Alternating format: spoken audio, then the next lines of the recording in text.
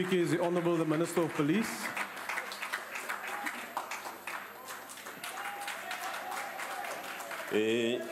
Chairperson, honourable members, ladies and gentlemen, thank you very much for this opportunity. We certainly find all the inputs invaluable and critical as this August House ponders on the pressing issues of farm matters and farmer tax, and their bearing on the farming community, food security and economic development. Therefore, it is appropriate that we are having this debate today, as we surely must, robustly and sincerely. We must continue debating matters that perturb the nation and do so in an illuminating manner that helps build our nation. The African National Congress since 1912 premised its vision of a new society on values such as equality before the law, justice, and a fundamental respect for human rights. Furthermore, as clearly articulated in the Freedom Charter and the Constitution, the ANC regards the right to life as one of the cornerstones of a democratic and civilized society. Indeed, all lives matter, and farm matters are a cause for concern, as are matters of any human being in our country, irrespective of race, class, religion, gender, sexual orientation, or country of origin. As a leader of society, the ANC and its government are committed to the safety and security of all, and this includes those South Africans who constitute our farming community. We understand the vulnerability of farmers when it comes to various conduct crimes and have no desire whatsoever to trivialize the killings and attacks on our compatriots who happen to be farmers and are mostly white. Farm killings have got to be understood within the bigger context of criminality in our country. And while they are a major concern, it is pertinent that we do not unduly exaggerate them, nor give an impression that there is a widespread political campaign to kill white farmers or drive them into the sea. Crime statistics from the South African Police Service show that from 2001, criminal incidents on farms have been markedly declining in recent years.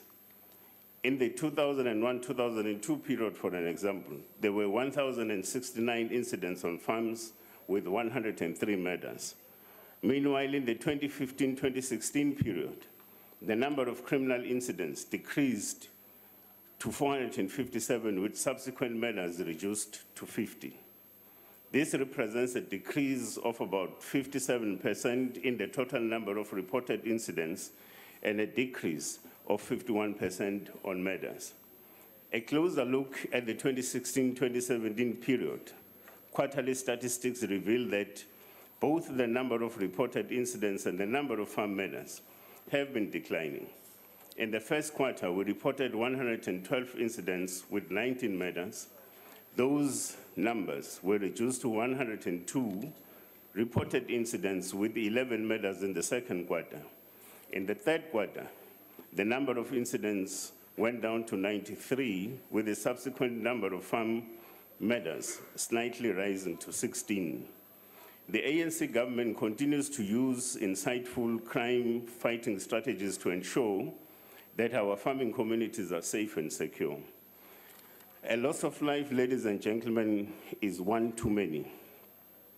Thus, these statistics are by no means celebratory. We are proud of efforts and strategies that the ANC and its government have implemented to reduce crime on farms and protect all citizens. The SAPS's rural safety strategy is beginning to yield good results. Out of 479 rural police stations in the country, the strategy has been fully implemented in 432 of those. The SAPS is working tirelessly to channel critical resources and roll out the strategy in the remaining 47 police stations. We have also increased the number of blue light patrols and compliance inspections in such areas and continue to work with affected farming communities to ensure that policing safety is a shared responsibility. We take this opportunity to condemn reckless and insightful statements that effectively mislead our people to illegally occupy farmlands. The rule of law must be adhered to, even in matters of land redress. The vision for radical economic transformation also speaks to this categorical imperative. There is value in making land issues a unifier rather than a source of divisions, mistrust, and a threat to social cohesion.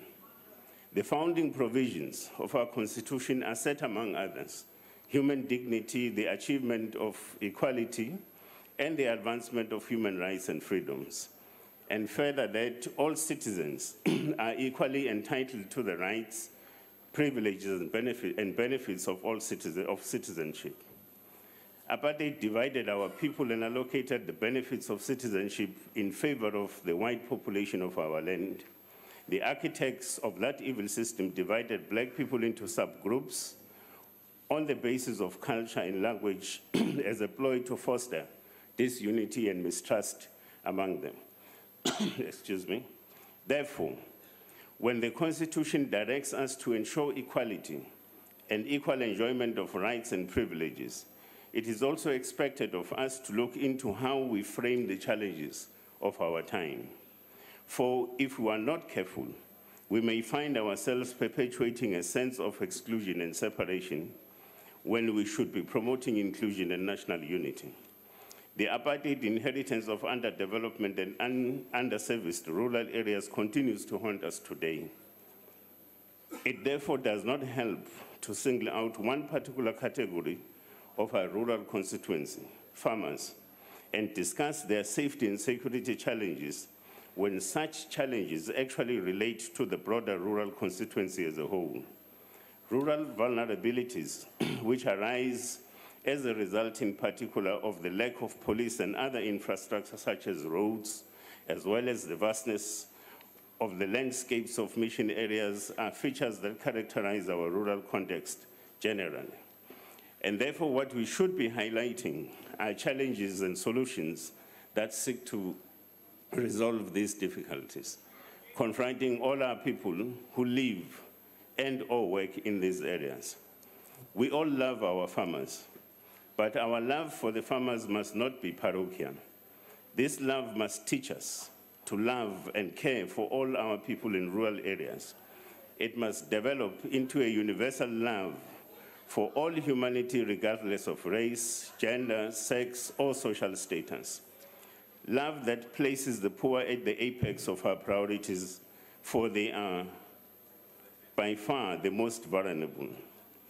The sooner we overcome the socially disadvantaged condition of the poor, the better shall be our prospects of winning the war against crime.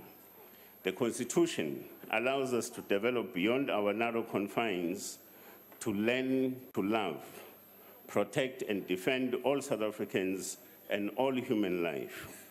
To understand and better respond to crime in rural settings, we must focus on the totality of the context through which crime finds expression, and not on narrow interests that actually define the origins of our social consciousness.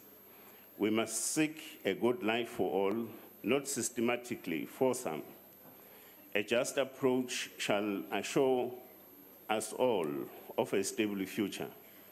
Chairperson, the late South African judge, Judge Didcot, asserts exactly this particular point when he correctly warned in 1988, I quote, "What a Bill of Rights cannot afford to hear is to protect private property with such zeal that it entrenches privilege.